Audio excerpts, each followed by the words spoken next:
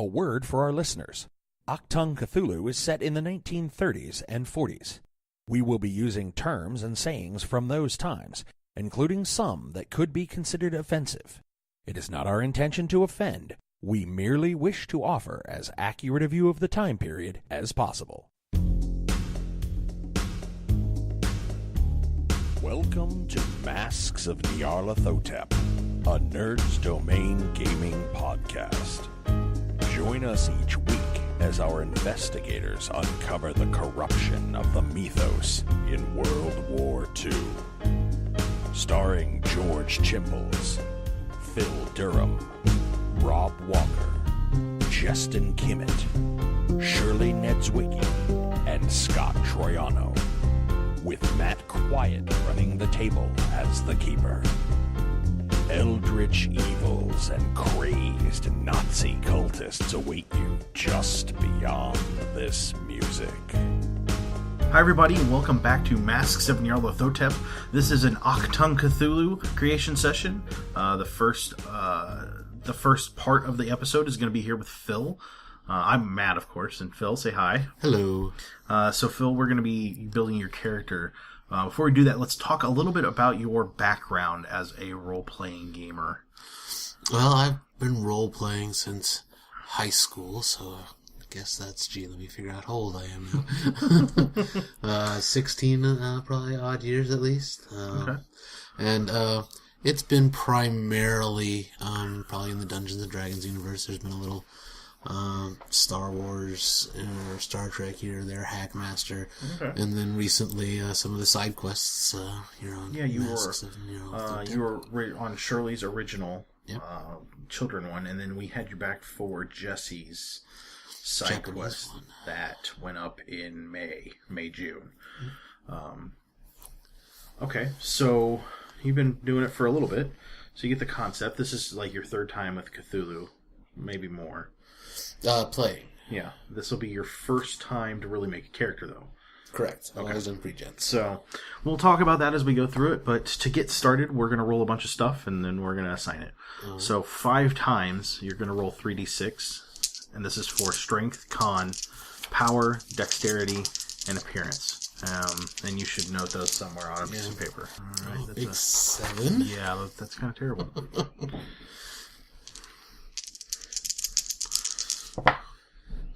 And 9. And a 10. Well, I guess they're going up. Yeah. You say that, now you get a 6. Another 10. Mm-hmm. How many of these? 5? Yeah, one more. And an 11. All right. Next, in a kind of a separate group of numbers, you're going to roll 2d6 plus 6 twice. 17. Yep. And then one more. Wow. 10. 10. Wow, you're doing great. And then the last one, you're going to roll 3d6 plus 3 one time. Reroll that. This is for education, so I can't let you have a tiny, tiny number. That wouldn't make any sense, and it would just I got this. I'm going to reroll these. That's better. So we'll start you with a 10, 13. Plus 3, 13. So 13 is at least a place to start, instead of, what was that, like a 6? Okay, so you're going to take the first 5 numbers, and you're going to assign them to strength, con, power, dexterity, and appearance. Your strength is not going to be super important. Neither is your con, really. Your power is kind of important. Your dexterity and appearance. Your appearance might matter with the concept you've given us. I think I'll do an 11 for power, with the 10s and dex and appearance. Okay. Do a strength of 9 and a con of 7. Okay. The 2 middle numbers, the 17 and the 10, are size and intelligence. We're going to do 17 for intelligence and a 10 for size. And then the last one is education. That'll be my 13. So you're relatively physically average. You're a little more intelligent. What I'm going to do is let you take So the concept that we talked about was kind of a, well, let's just call it what it is, kind of an Indiana Jones ripoff. Yeah. Which is, I'm okay with that. So the concept was you were going to play kind of an adventuring archaeologist. Correct. Or would this be your first adventure, or have you gone on others before this? I think that the idea I have is that he hasn't quite made it out yet. Okay. He's going to be a recent graduate of his PhD program. Okay. So let's give you 7 points to kind of let's give you 5 points to kind of 7 to spread between anything that isn't intelligence or education, and I'll tell you why. And even if you throw them out there, realize we're going to shift some stuff around here in a minute. I'm doing this a little different because I want to make sure your concept fits what you've got on your sheet a little bit. Okay. What exactly is power? That's not one that's straight translated, or that's the force of your willpower. Okay. It also has a lot to do with sanity. So the higher that is, the better off you are. Okay. So thinking about my character, Indiana Jones definitely has some strength and some constitution. So I think I might spend 4 total points, bringing both of those to 10. Okay. Not making him necessarily any stronger anywhere else. So that leaves me 3 more points. Indiana Jones is pretty stubborn, so maybe I'll bump my power to a 13. Okay. He's kind of very determined. Yeah. As we'll get into his motivations later. And then I think I'll go ahead and bump the appearance, because he's definitely charismatic. Okay. So that leaves me with 10s in strength, con, size, and dex. Appearance 11, and then the intelligence, power, and education is discussed. So normally at this point we would normally I don't give points to just distribute like that. That's something I did to kind of bring you up to kind of a base level character. You were a little on the weak side with the rules. Not a big deal. Your education's rather low. So let's go ahead and bump that up by 4. Okay. Again, normally I wouldn't do that, but if you have a PhD, you need at least that.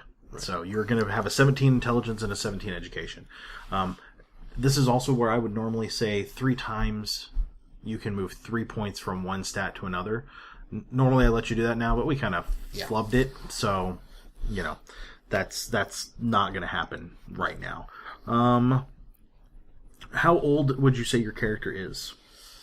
Well, you might have to help me a little bit with history. I mean, when's the setting again? This is going to be 1938. 1938. Okay, so pre World War II. Mm-hmm. And then, so I mean, if you're doing a 4 to 6 year doctorate, then I'm 30. Okay, a little younger than that, maybe. No, I'm out of college, so let's do 32. Well, and you also have to remember that those times you could have started college earlier. You have an intelligence of 17, so you could have sped through high school a little bit. Yeah. That wouldn't have been a big deal. So we can say 30. Okay. Tell me about your family. Was it wealthy? Were they middle class? My immediate family was relatively middle class. Okay. But I had I think that I would maybe have a wealthy uncle. Okay. Since the idea I kind of had would be that at some point in my youth, when I was relatively young, say between the ages of 5 and 10, a close sibling, preferably one that's maybe just a little bit older or of the same age, and my parents were killed in some sort of occult-related incident, and then I went to live with my uncle, and that kind of spurred my interest in the occult, which led me to go to Miskatonic University and get my degree. Okay. So a couple of things that we do need to mention is you have had some interactions with a librarian who doesn't fit in. This is just background information. Her name is Eva McCree. Our listeners would know her as a former character from the last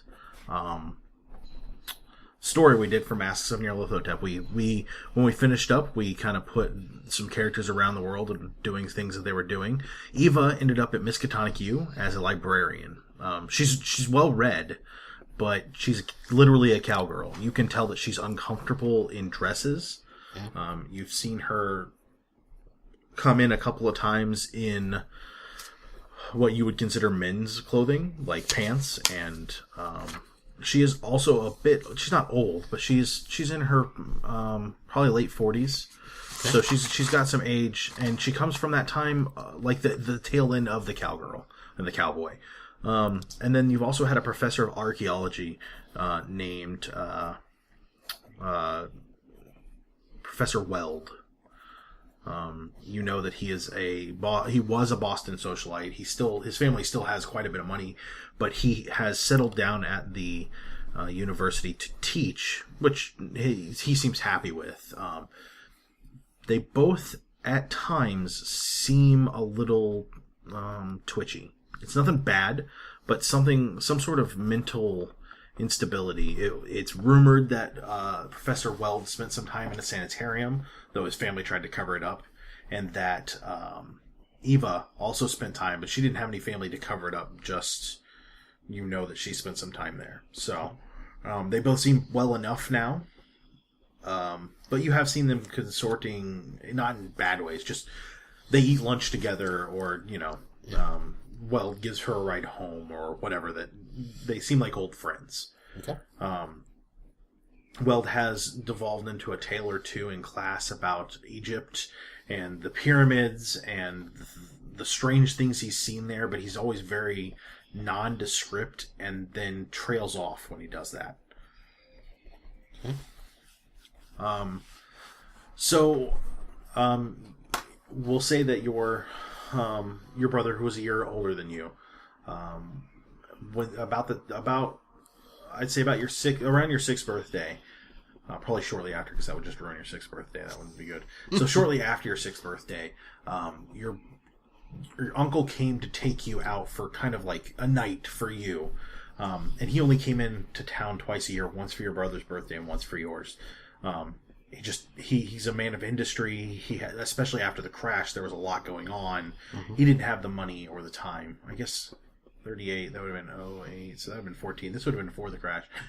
He was involved in the war production, so he didn't have the time to really spend a lot of time with the family. He was running a business, and he would always come into town and like take you to the zoo, which was a big deal back then, and take you to baseball games, which again, wherever you're from, that's still a big deal. Miskatonic is set in the Boston-ish area. I don't know if you're New England or if you've gotten that far on the thought process.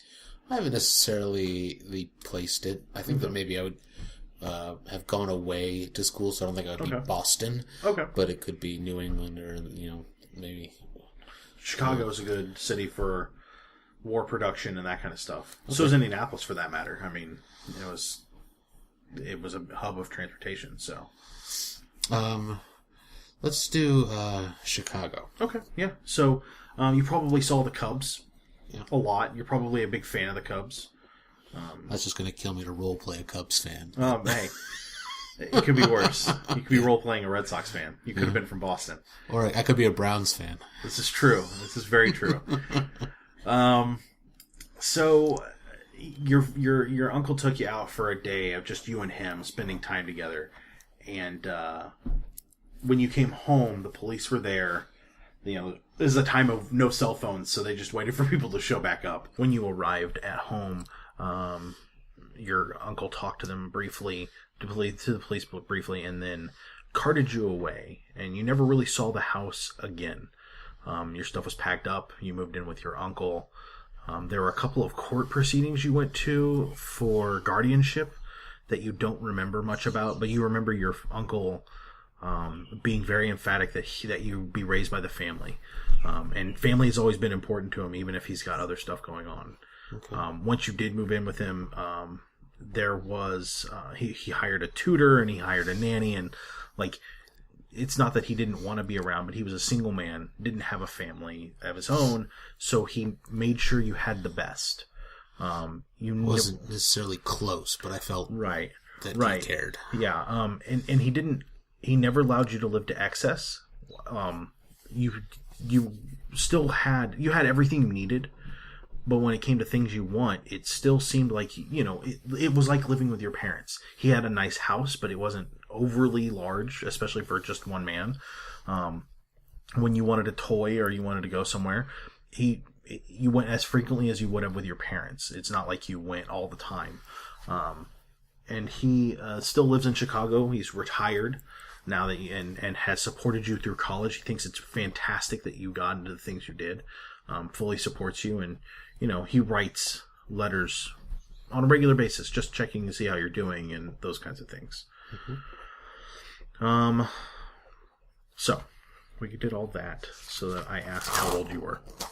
Came from how old you were. So that tells you how deep into this we will get off of a simple question.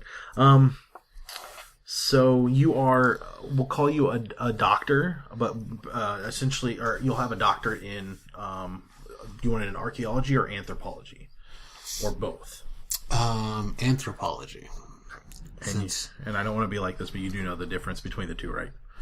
Well, anthropology is more the study of mankind, when archaeology is more the study of civilization. Yeah, it's along those lines.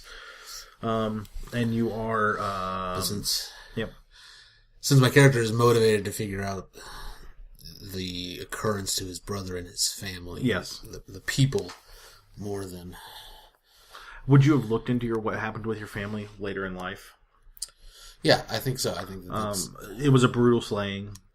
It was just disaster at the house. The reason you never went back is because everything was destroyed, or everything they were in touch with. So they don't know what happened. There were some strange symbols on the wall, but you've never seen pictures of them, and none were taken. No sketches were made. Just very vague descriptions. Vague descriptions of something unsettling and demonic, which you've learned over through your schooling that demonic means just about anything that isn't Christian. Yeah. So, it's a very vague term, but that doesn't mean that it wasn't demonic either. Yeah. And, it could be anything. Okay. So your nationality is American, which actually will play into a lot of this, and then we'll make you a professor of anthropology. Which we'll look at the actual occupations here in a second. I thought we had discussed that I was going to have been, after I graduated, as being recruited by the FBI.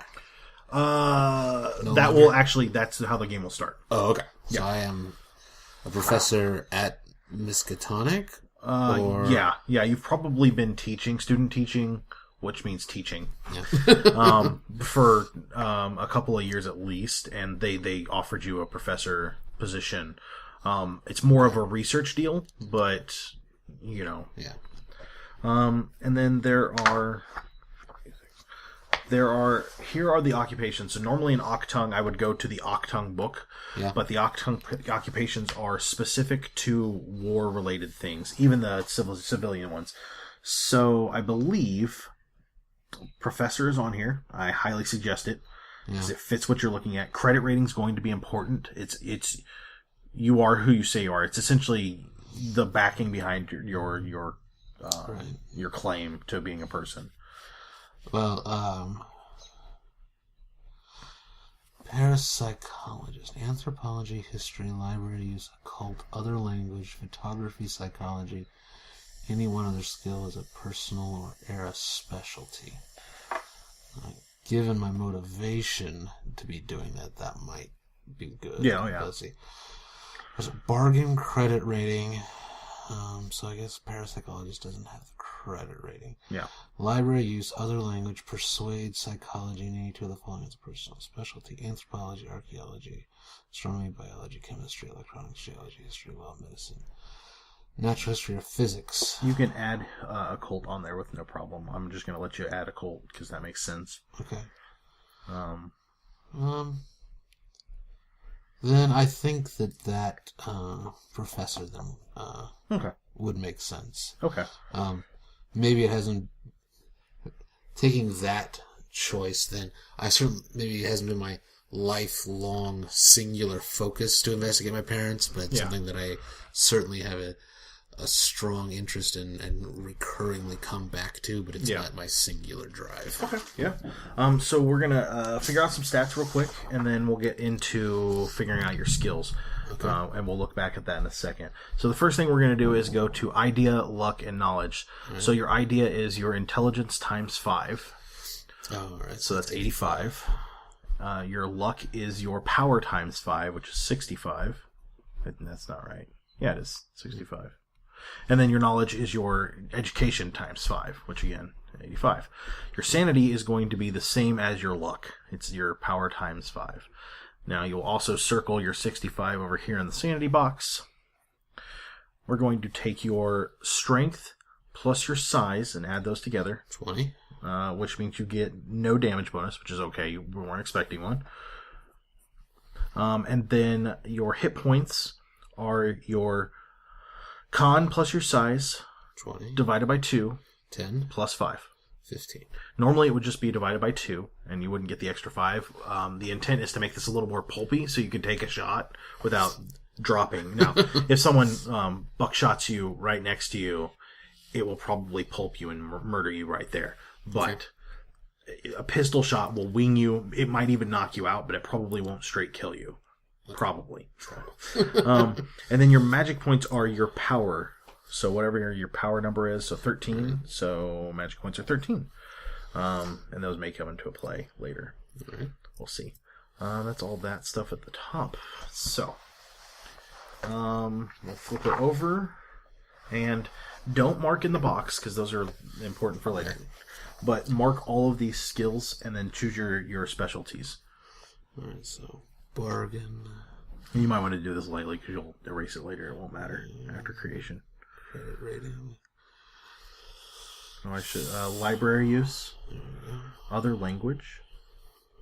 Right. Persuade. Psychology. And we'll give you occult as well. Down there. Okay, and then you choose 2 specialties: anthropology, archaeology, astronomy, biology, chemistry, electronics, geology, history, law, medicine, natural history, or physics. So if you're going to be a doctor of anthropology, that would be a good one. Has to be. And then maybe history, but that one's kind of up to you. Or natural history, natural history. What's natural history? Well, let's look. Let's see what that says the difference is, because I don't know that I want to make a claim to this is exactly what it is and then be called out for it later. Look at the skill I took that is now of absolutely no use to me. Yeah. Typically I use natural history, and it's probably not the way it's supposed to be used, to look into how animals act, or if you know anything about, animals. History enables an investigator to remember the significance of a country, city, region, or person as pertinent. Lessens the chance of the act is obscure. Successful history roll might be used to help identify tools, techniques, or other items familiar to ancestors, but little known today. And then natural history says the study of plant and animal life in its environment. Okay, so not that. So I totally got that one right. That's the way I've been using it. So, I don't know. I think I'll probably do archaeology. Okay, that's fine. So, now you're going to take your education times 20. So, that'll be 340. Okay. And you're going to take those 340 points and divide them up across the things that you just chose. You'll have a base percentage. So, for instance, anthropology and archaeology, you'll both have 0.1. Bargain has 0.5, and you'll just add to that as you go. 1, 2, 3, 4, 5, 6, 7, 8, 9. Now, a couple of things. First, other language.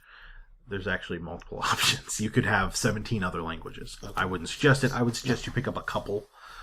Latin would make a lot of sense. The other thing I would suggest is not dividing it evenly. No. I just want to get an idea of where to... So anything at 60, you're good at. 70 or 80, you're really good at. I wouldn't go above 80. All right. So, being a professor of anthropology, I'm going to say that I want that at 70. Sure. So, I'm going to set it at 70. Archaeology was something that I picked up on the side. Okay. So, Let's say that's at 40. So now 40 is really, really low. Just keep it in mind. That means only 40% of the time you're going to be able to remember things. I'm not saying you can't make it that way, but that it suggests that one skill at 60 is better than 2 skills at 30, if that makes sense. Right. Well, I mean... But again, if it's just something you kind of picked up along the side, it makes sense. Yeah. I mean, certainly for a min-max type situation, I understand. Yeah. No. So that's 39, so that's 232. All right. Bargain. The character that I'm playing, I don't know that he would bargain a great deal. Probably not. So we'll maybe come back to that. Credit rating is important. Right. I got my uncle. I've tried to establishing myself as a young professor. Yeah. Well, you've been teaching at Arkham, or at Miskatonic, which is a big deal. Right. It's essentially a Ivy League school. So you're talking at a Yale or a Princeton kind of deal. So I put that at like 60. Okay. Yeah, that makes sense. All right. And so that would be 45 you added there? Yeah. Library use, I'm going to need to strong that. Being the type of professor I am, I'm sure I spent a lot of time in the library. I might put that at 70. Okay. As well. That's a 45 increase. Oh, occult. That's been a focus of mine. Is there any type of limit that you want to... I wouldn't go above 80. Okay, so but I could just be a really focused... All right. Let's see. I got Persuade. Just looking at some of the other things before I commit a bunch of points to that. I'm not necessarily thinking that Bargain or Persuade is going to be something that my character is very particularly good at. As a teacher, you might throw a little bit in Persuade. You are also going to get some more points here in a minute. You're going to take your intelligence times 10 and then put those anywhere you want. Right. That's kind of your like hobbies. So Persuade might not be too bad of an idea as a teacher, but you may not want it high either, because then that would make sense. Gonna want a splash of psychology, just trying to understand the way that people think in terms of... Absolutely. So, being in Miskatonic U, being an anthropology professor, I think I certainly would have had the opportunity to learn a lot about the occult. And given my having my parents, it's certainly going to be something that I did want to study a lot. So, I'd put that... let's put that at a 65. It makes sense that if I'm there, I'm probably studying that. So that's 60. So that leaves me 82 points at this point. Like I said, I did some psychology. Let's get that up to...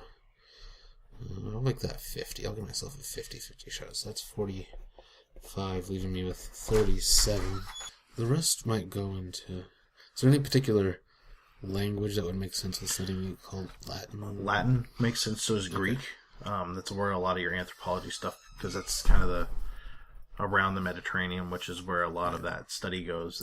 That would be where. Those two make sense, but also like German and French are big languages, especially for books. It's up to you what you want to pick up. None of them are bad options. I will say that Latin is, if you have a high Latin, it's going to give you a decent chance for all of the Romantic languages since it's a base. But it's not going to be great. I'll just dump the remainder of this into Latin, which should be 38. Where are the other 40? Oh, that's right. Okay. All right. So own language should be on there somewhere. Yeah. That is whatever your knowledge is. So 85. Your own language is education times 5, which that makes it 85. Okay. And then your own language is English. So, okay. So now we're going to take your intelligence and multiply that by 10. So that's 170. All right. And you have those points to spend however you would like. However, there are some skills you cannot take because you're not military. Okay. So, for instance, close combat and combat engineer are not options. All right. So let's just look over these broadly and see if there's anything based on the history we've discussed. What additional skills might make sense? I mean, I could use some to bump up my Latin. So Yeah, definitely that. Let's take the Latin to 22 more points, so it's at 60. Okay.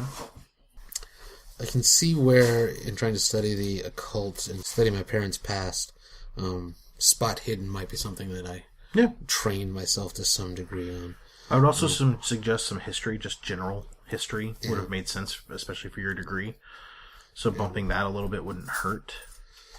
So I could put 40 points into history, which would bring it to a 60. Mm-hmm. And I could spend 45 points. Put you at 63. Yeah. In spot hidden, that would make that a 70. Okay. You might consider a little bit of folklore, because along with occult, folklore is another thing, especially with anthropology, you would have picked up. I mean, nothing else is jumping out at me, so I could put the other 63 in there, which would make that a 68. Okay. So let's hit a couple of other things, just because we're going to give you 5 in Cthulhu Mythos. You study at Miskatonic U, you've probably read a book or two. You shouldn't have. But in study, I mean, it was, something you've done. Everything else is on base, except for dodge is on base, but it's your dexterity times 2, so it'll be a 20. Okay. Everything else is the base that's listed. You can fill those in as you see fit. That is kind of important. Your Cthulhu Mythos rating here, though, is important, because now it's 99 minus your Cthulhu Mythos, which makes it a 94. That's the maximum sanity you can ever have, period. So black out, 95 through 99. Yep, pretty much like that. So, as you can see, a little bit of knowledge goes a long way to making you a little more insane. So that really, that's a big part of what you've done, what we do. This is, your character is ready to play. There's a few other things that we could pick up and point out, like you have rifle at 25%, you have shotgun at 30%. Those are just normal, like, you can shoot guns. It's not a big deal. And those aren't modified for Actum? Nope. Okay. That's rifles regular 25, shotgun regular 30. Okay. You probably fired a shotgun or two. You probably fired rifles. It would have made sense in the time to have done that. Special birthday outings with my huntings, or and maybe once he realized that you were into archaeology or anthropology, maybe he took you on safari and let you kind of see Africa a little bit, or something along those lines. Things that moneyed people do. So clearly nothing I have any knowledge of. But that's the basics. Let me make sure we didn't miss anything, because I don't think we did, but you never know, and I'll get to a point where it'll be like, oh, you should have done this. Is there anything like in Dungeons and Dragons where I need to buy some sort of base equipment? Or No, we will talk about equipment when we get started. Equipment, unlike in the Masks of Nyarlathotep story, where we didn't really give two cruds about anything other than weapons, I'm going to be tracking your equipment, because part of the horrors of war is I would drop behind enemy lines and I've got a compass, a piece of foil, and some beef jerky, and that's it. And now I have to figure it out. And MacGyver's head in a jar? Yeah. yeah. So that is part of the horror of war sometimes. Okay. And when we get into some of the more, and it may not matter for this character may, I won't say not survive. He may not carry over to another story or another chapter. If he doesn't, then it won't matter whether he's well prepared for survival or not. I think it's a good character. Unless somebody else really just surprises me with what they pick up, you're going to be the occult expert. But yeah, that kind of wraps out exactly what's going on. Do you have any questions about the character, about the background? Do you feel pretty... I feel like I've got a solid motivation for him to play, and a lot of good background information that I can use to think about how he's going to make his decisions and how he will behave. So, any questions? No. You excited? I am. All right. We got a month until our first recording session. Sounds about right. Yeah. All right. That'll do us. And come back after. We're going to come back after a quick pause. Actually, I'm going to come back after a quick pause. We'll talk to you then.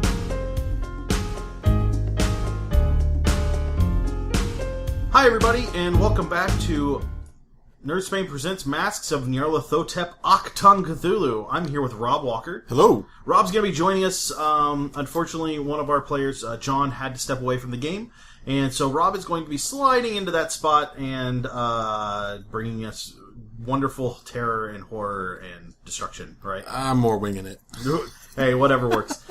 So, Rob, you've not played Call of Cthulhu before, right? Nope. So this will be, you've run Call of Cthulhu, but you've not actually played. Ironically.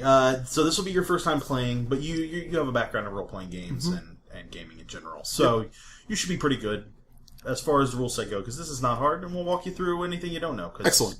When we started the last one, 3 or 4 people had not actually played Call of Cthulhu, so keep that in mind.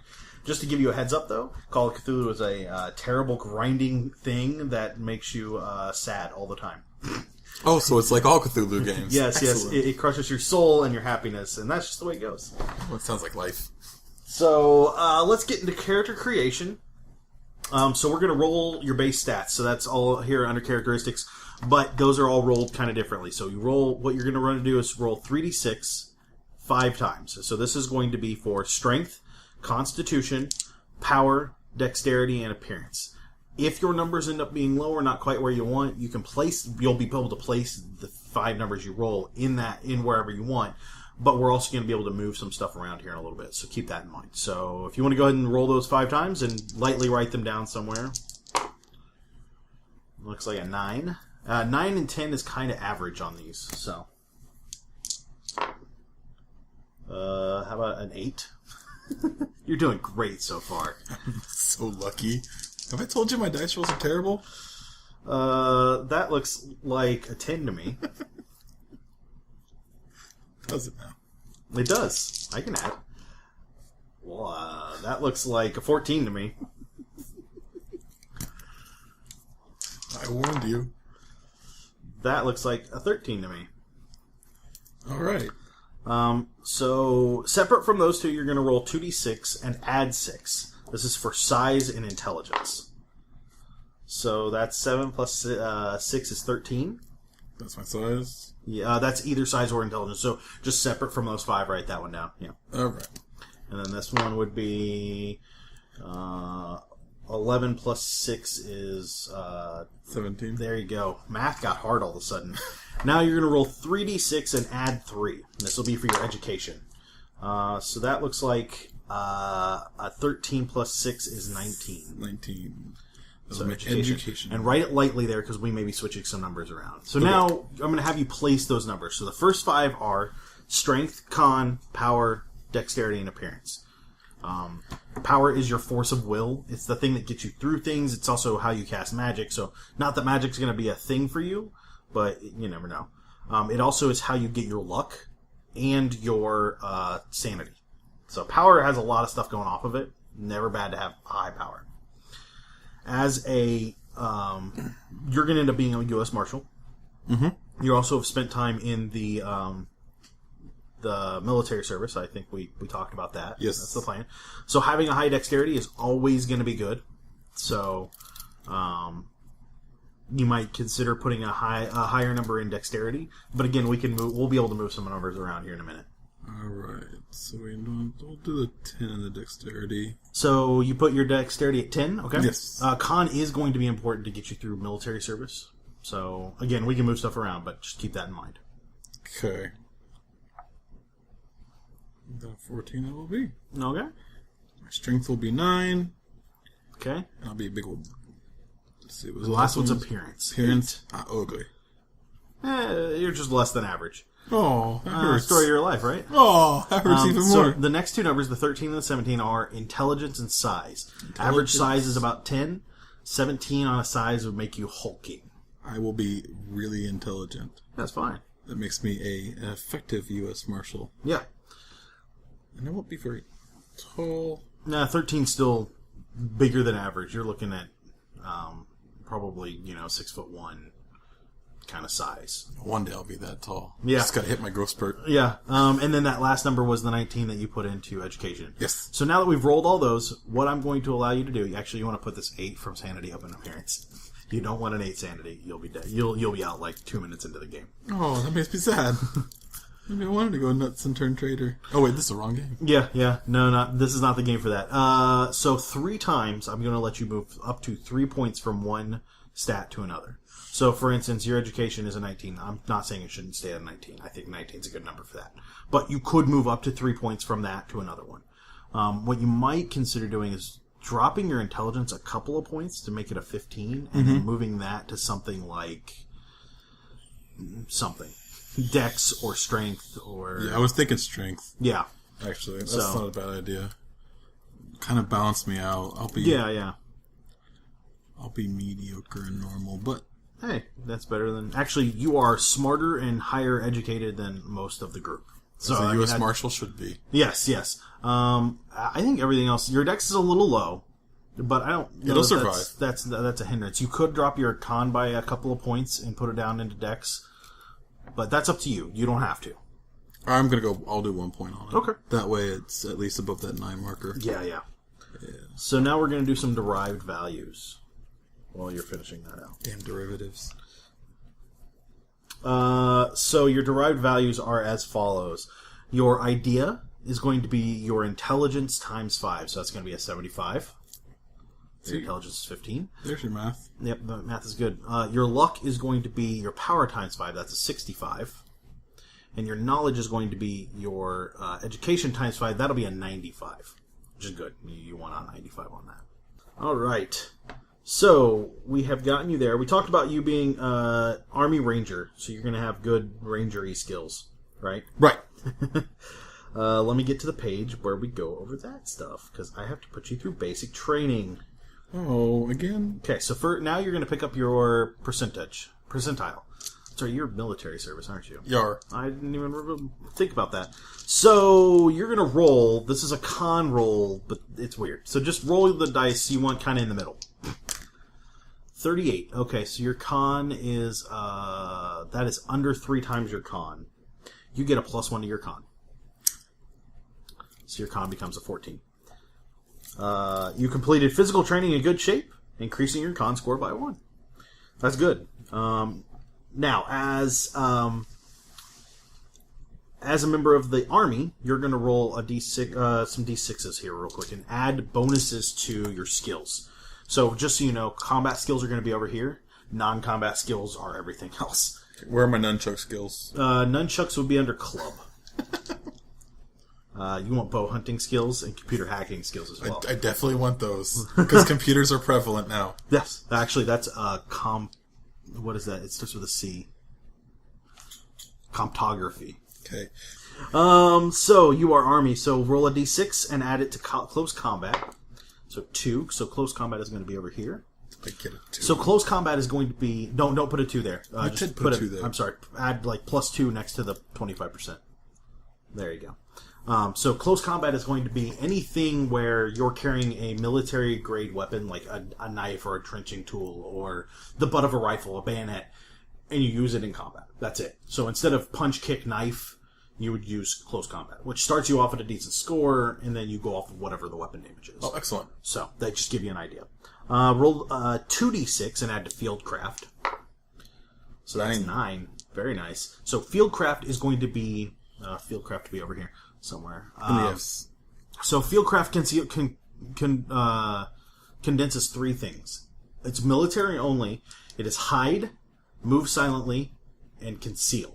All fall under Fieldcraft, because as military, especially as an Army Ranger, that's what you have been trained in. I can stealth and kill. Yep. Yay. Roll a d6 and add it to First Aid. 5. Excellent. I can heal. Yeah. First Aid is really important. Yeah. Roll a d6 and add it to Rifle. 3. Not so good at those. It's still not that bad. I'm not so good at those in real life either, so I don't feel bad. Yeah. And then roll a d6 and add it to Tactics. 6. Now, Tactics is going to be your ability to look at a look at a battle plan, or look at getting into the field and looking at somewhere and going, that's where we should insert ourselves. This is what we should do because this is the best way to go in. Strategian. Yeah. Strategery. Yeah. So let me ask you a question. Would you like to be just a regular grunt, a non-commissioned officer, or an officer? Go all the way. Officer, okay. Officer requires you to have intelligence of 11 or better. Do you have that? Yeah. And an education of 12 or better. Oh, got that. Okay. So roll 2d6, and you're going to add these to command. Command is going to let you tell NPCs what to do, and they will follow it. The better you do, the better the better they do. If you fail, they're more likely to fail. Oh, good. Got a 7 in that. Right away. And actually, that'll add to your base stat as well. So all of those numbers we just rolled. So, for instance, close combat is 25% plus 2, so now you have a 27 base. Right. So you'll build up on that from there. Now roll a d6 and add it to credit rating. That is a deuce. Credit rating is kind of your way of saying, no, I can write this check, or, hey, I need to call the bank and get some money, or... I'll bring in the dollar tomorrow. Yeah, yeah. Good. Yeah, it's kind of that kind of stuff. Roll a d6 and add it to military doctrine. This is knowing insignias and the proper way to approach and interact with other officers. I'm hyper military doctored. D6 and add it to tactics. 6 more on there. Wow. It's going to be right down there. I'm hella awesome at tactics. Yeah, you're really good at that. And then a d6 and add it to handgun. Hey. I want to roll now. Finally fixed my rolls. Excellent. So we are going to we're going to give you rank. We're going to make you first lieutenant. The reason being is that you were an Army Ranger for a little bit, and then you kind of came out. So you didn't stay around. You weren't a lifer. You had other things you wanted to do, and the Marshal Service called to you and probably recruited you out of the service. Well, hell, smart. Of course they did. Oh, yeah. So we'll skip that. Yeah, we'll skip that. But what I would like you to do is roll percentile, and you want to get as low as possible under your power.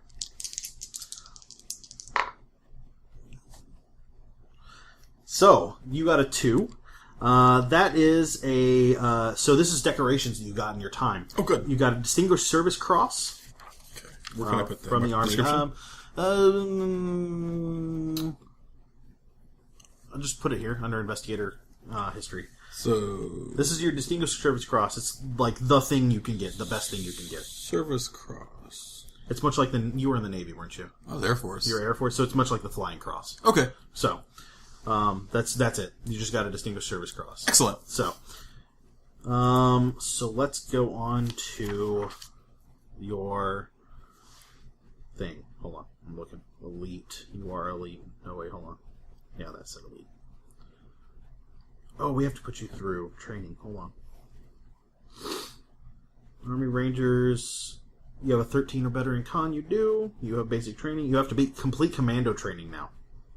Oh. So you need to roll your con times 5 under your con times 5. So no, that's not right. Under a 70. Done. Hey, there you go. So pick up some d6s because you're going to be adding some stuff. 2d6 add to climb. 7 to climb. Yeah. 2d6 to close combat. 9. Wow, you're going to be good at that close combat. I don't want to fight. I want to avoid. 5d6 and add to demolition. So 5 of those. So not so good. You get 3 more. No. You were rolling 5 total. There's my brain. There, 10, 15. 15 to demolitions, and it's actually a combat skill. So I can throw dynamite well. 2d6 to fieldcraft. More fieldcraft. 8. Puts me at 15 fieldcraft. 1d6 to fist punch. Just one of those. It's there. You're telling me to roll dice, and I'm excited. Fist punch plus 6. Fist punch is down here. Excellent. 2d6 and add to grapple. 9 to grapple. You're really good at hugging. I'm good at combat, close combat. I'm good at hugging. Oh, I can slice throats. It's also going to be down here. Oh, good. 1d6 and add to handgun. 4. 2d6 and add to heavy weapon. 2d6 and add to heavy weapon machine guns. 1s and 2s. It's very hard. Under heavy weapon here, on that blank line, just write down machine gun. Machine gun. And now this kind of heavy weapon machine gun means that it's going to be a tripod-supported machine gun. Ah, okay. I smell these. And then martial arts roll 3d6. Martial arts is a weird skill. Wow. So 16.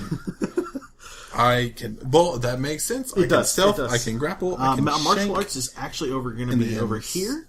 So martial arts works like this with the appropriate skill. So let's say you're going to punch a guy, and your punching is at 75, and your martial arts is at 65 because you always want your martial arts below whatever it is you're doing. Let's say you rolled in that instance a 60, which means you're under your normal fist punch, but you're also under your martial arts. Since you made both of those, you will double your damage. Oh, good. The downside is, or the quote-unquote downside is, if you didn't make the martial arts but still made the fist punch, you would just do your regular damage. Just basic fisticuffs. Yes. So, it's another place for you to put points and keep that in mind. We do need to look at your strength and size. What's your strength and size added together? So, 11 and... 24. 24. Oh. So, the damage bonus right here is +0. Excellent. I'm so good at dealing damages. Oh, shoot. You know what? We've got some more things to add on to your... I missed this whole other... It skipped to the other column. Roll 3d6 and add it to pilot boat. So that'll actually go under pilot and then write down boat. Boat. I can pilot boats. Roll a d6 and add to rifle. I'll just roll it off the table. Yeah, there you go. More rifles. Ooh, I've got 9 rifle now. Roll 2d6 and add to submachine gun. 6. Ooh, I can use submachine guns. Excellent. Do I write it down here? It's going to be down there. Oh, I see. That was 6. Yep. And then roll 2d6 and add to throw. Throw's going to be right here. And then roll 4d6 and add to survival. Oh, lucky minute. There we go. 16. 11, 14, 16. Yep. Survival is going to be there. Now, I would like you to choose one that you're specialized in for survival. Arctic, desert, temperate, or tropical. I would suggest... Arctic. I was going to suggest tropical and put you in the Philippines, and that's where you served. Because at 38, or before 38, the Philippines were part of the United States. No, I must have had chlamydia then.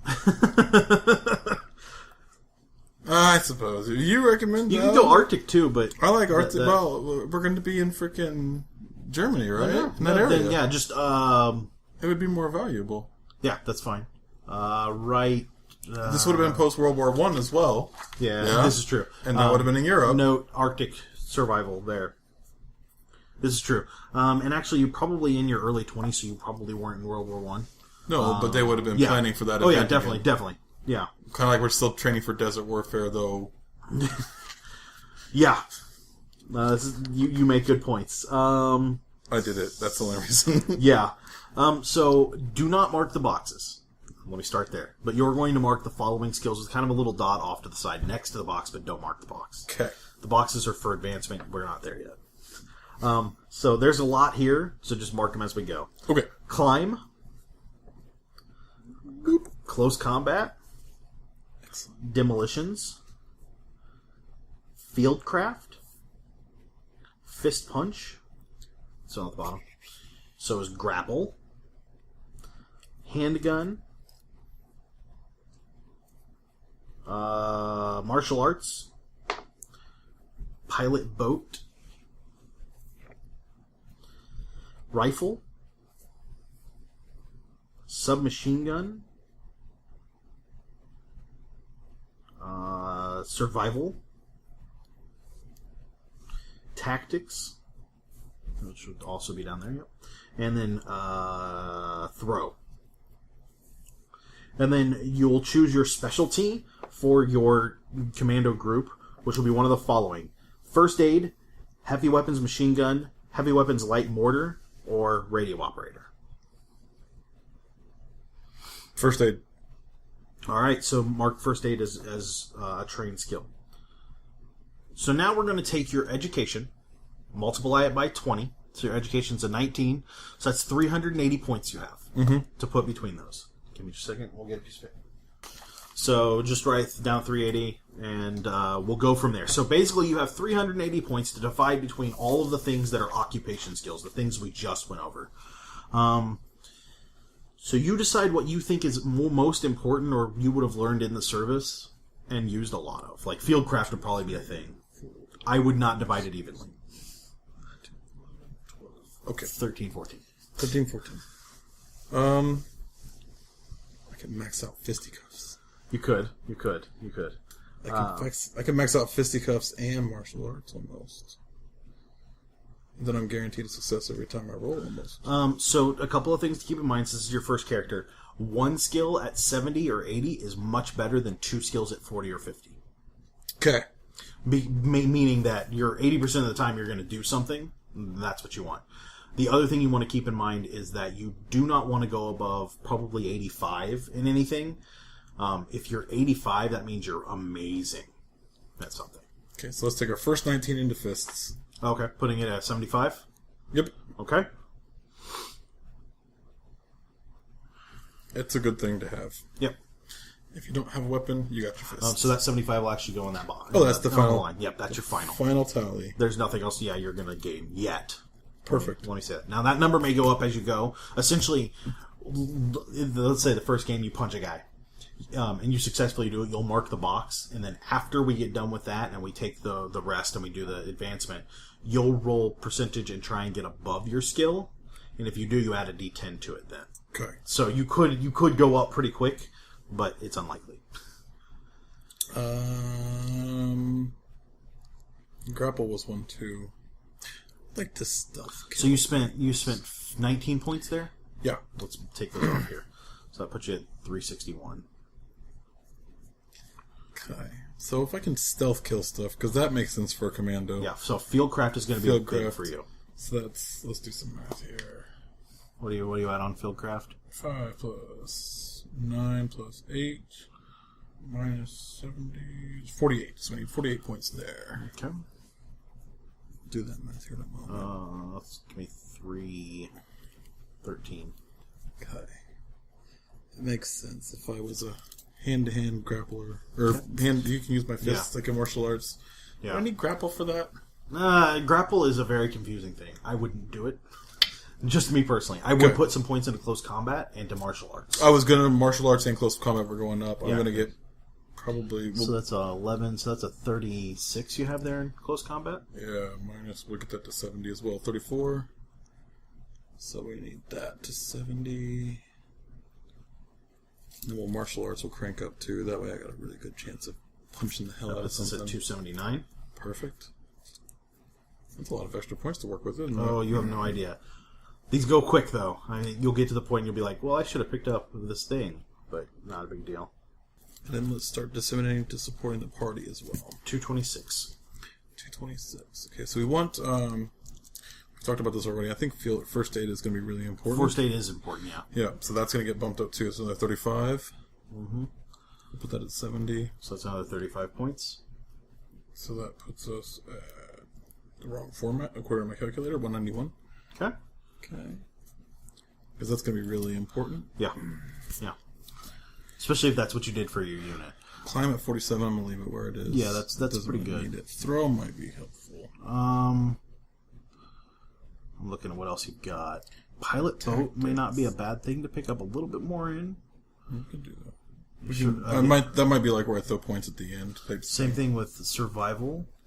Now, you're not good with guns yet, so you might look at picking up one of them. Picking one of the three that you're really... Well, I guess only rifle and submachine gun right now. Handgun. Oh, a handgun. So one of those three... It'll probably be handgun. That'll be... It's the cheapest ammo, easiest to get, more than likely you're... Now, I will tell you that the difference between handgun and rifle... Handguns fire, but they do less damage. Obvious. But rifles fire once per round and do a boatload of damage. No, well, let me take that back. A small boatload, because shotguns with birdshot in them do a boatload of damage. Right.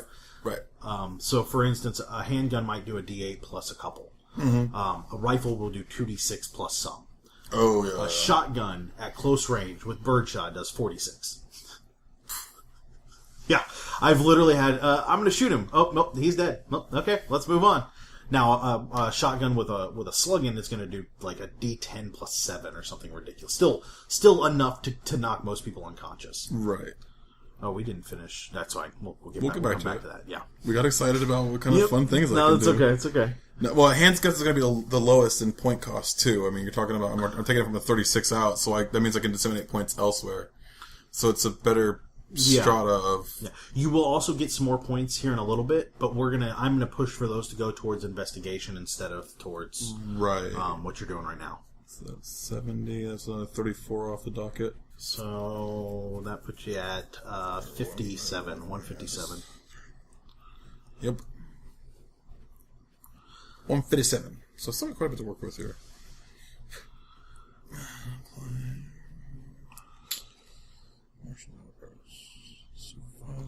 Throw's not bad. Survival. It's going to go up. Yeah. I just don't know how far. Tactics also would be pretty. I mean, those three, as rough as that sounds. Although you've got enough points, you could probably put each of them at 60 easily. Okay. Let's do that. Let's do 17 minus 60. It gives us 43. So that's 60. Whoa. Yeah. I'm into the 60 ranges. Got excited, Irish. Yeah. 60 ranges. It was 43, so that puts me at 14. This one's just going to be straight 30. Who that is? For a throw. Throw? If you were going to take that to a 60. Yep. So that's 80. 180. No, just 80. 84. Just 84. Oh, look, I got a whole extra 100 points. It grew. It came out of nowhere. Now, this one's going to be 13, so to put it at 60 is going to be 47 points. Yeah, it's quite a bit. So that was 47? Yeah. Doesn't do much. Yeah. But that's okay, because you don't have a lot left that you really need to throw points in. Nope. I've kind of disseminated decently. Yeah. I've got 37 points left. Now, so you've got 37 points to kind of throw around. You've got demolitions that you could put some stuff into. Or, I'm sorry, no. Yeah. Demolitions you could put some stuff into, although it's at a 16 already. I would probably throw it into either SMGs or rifles. Yeah, that makes sense. And actually, your rifle is decent. 37 already. So it's not 74, 60, 74, yeah. Yeah, 74. Yep, there we go. All right. Bada bing, bada boom. Okay. Now, we get to do one more thing for your occupation. Okay. And then we'll go back up to your derivative values. So you get to choose one of the two things. One of these two things. As a specialty for being an Army Ranger. You can take Silent Kill, which is your strength plus your dex times 2. Done. If you make a successful skill check, it grants you an automatic impale, which means double damage. On a critical, which is a 1 to 5, the person you're attacking is instantly killed. Now, two things. It's a person, and 2, you don't get to choose. Like, if you're like, I'm going to use my Silent Kill on this guy. Oh, I didn't mean to kill him. Nope, too late. Sorry. He's dead. So, that's okay, because if you Silent Kill 4 guys and leave 1, then you still win. But it does also say person. That means that any kind of Cthulhu Mythos stuff that will not apply to. Unless it is mostly human. Zombie.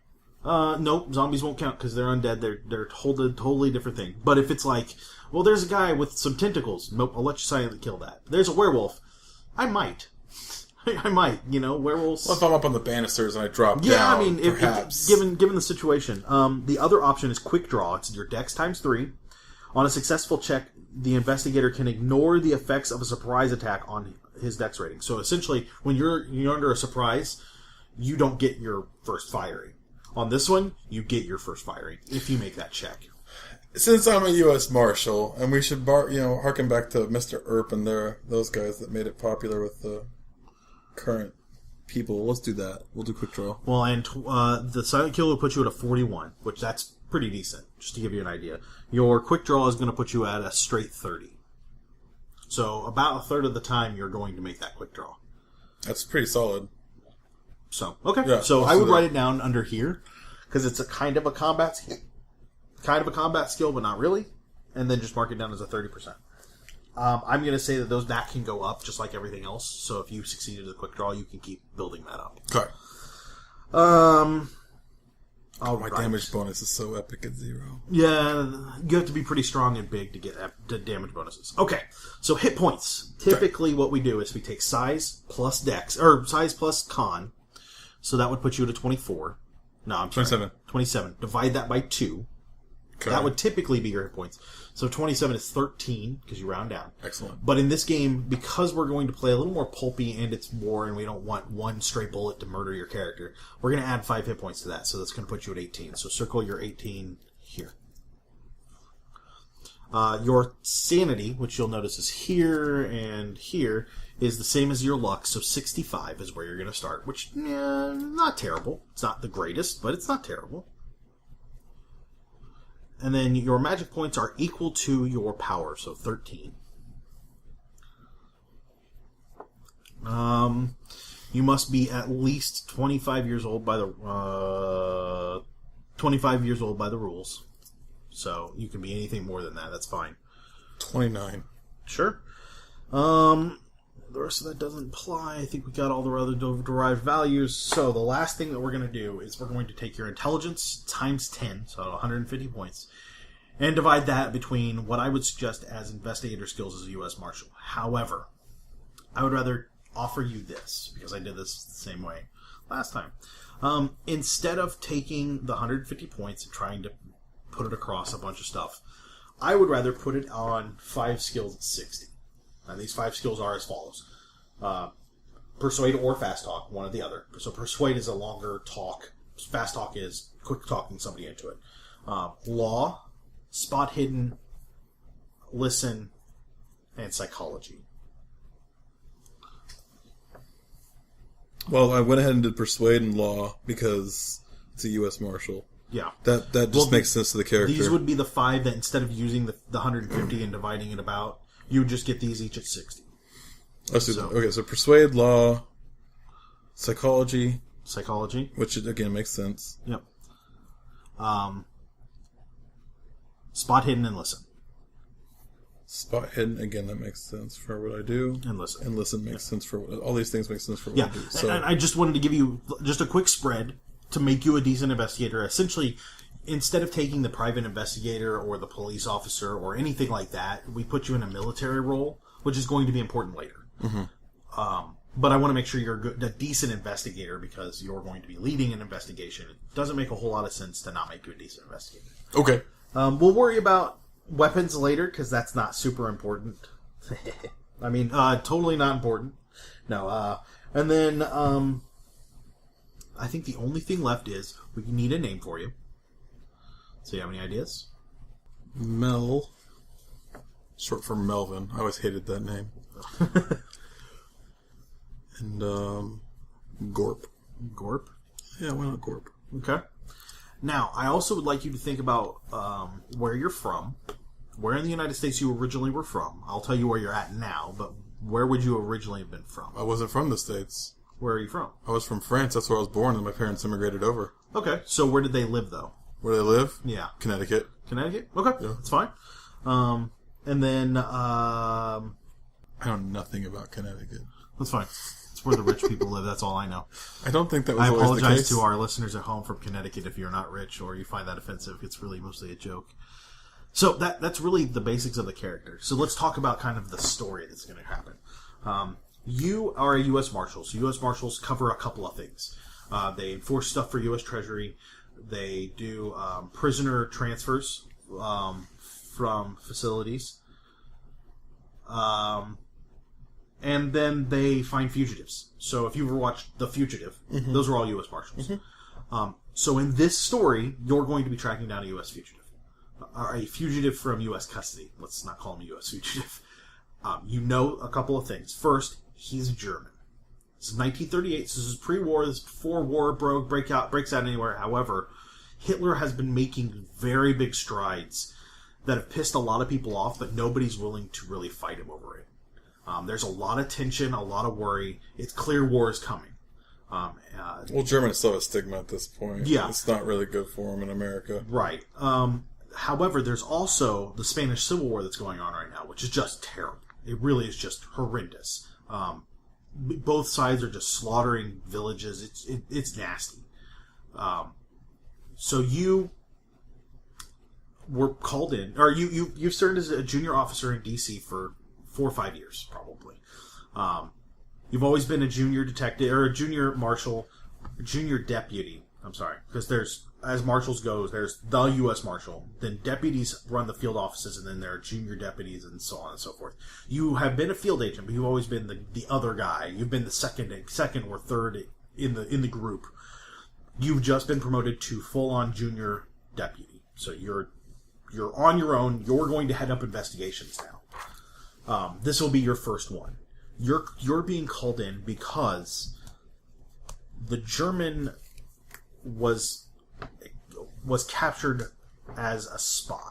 It's believed that even though we're not at war, he was doing something strange and he was being held. Are you familiar with the term fifth column? No.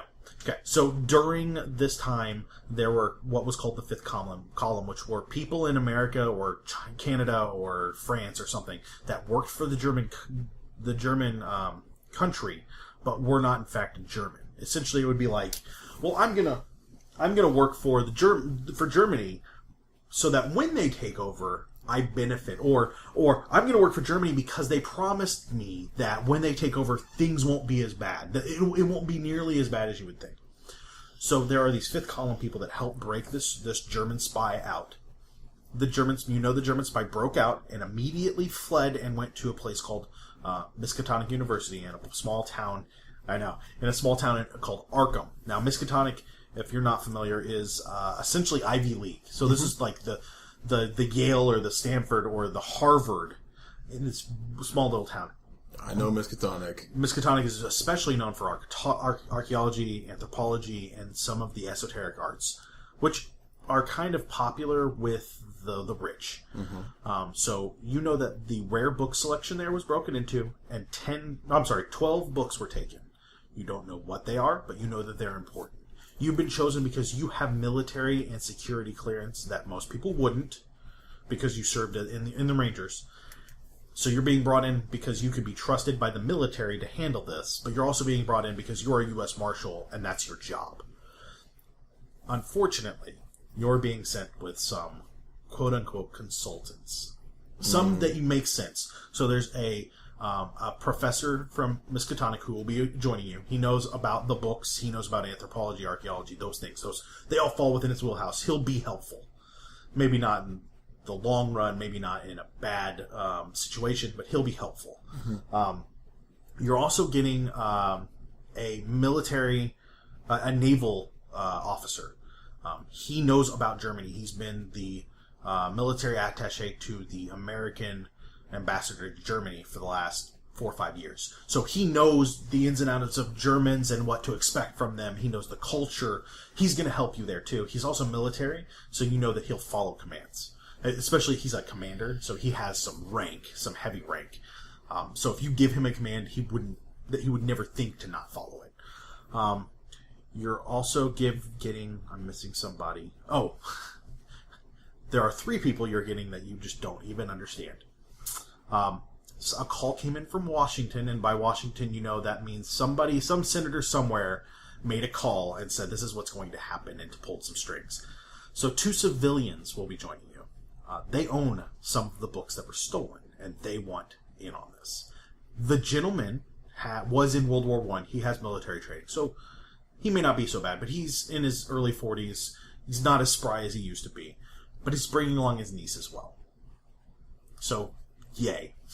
But you have to deal with them. It was made very clear that you will treat them as though they're respected dignitaries and whatever, but they're to be treated very well. On the last one, you're not sure why he's coming along. It's as though someone came down from the Army, because there's no Air Force at this point, it's just the Army. Mm-hmm. Somebody came down from like general level and said, this guy's going to, like it or not. He is a quote-unquote flight instructor. Army Air Corps. No, because he's Spanish. Like, came over from Spain.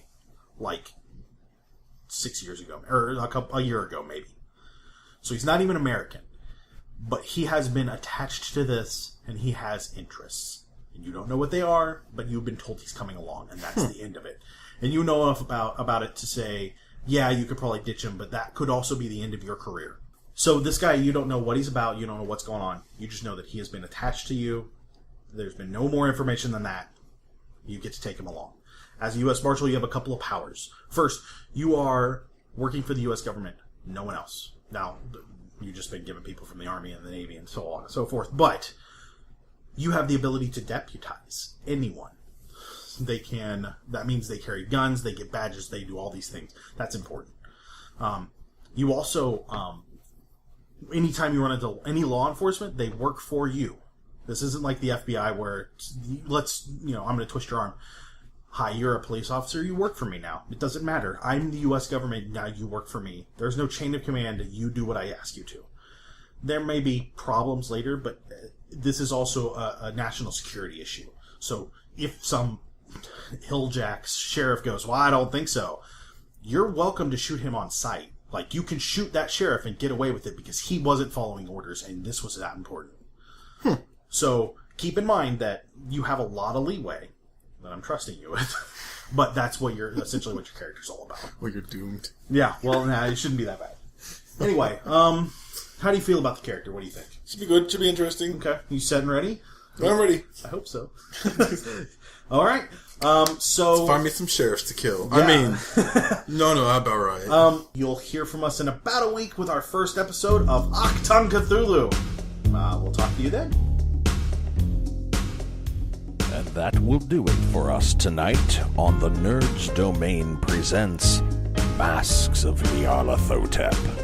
Remember, you can email us at nerdsdomain@gmail.com or find us on facebook.com/nerdsdomain, on Twitter @nerdsdomain, or over at our site nerdsdom.com.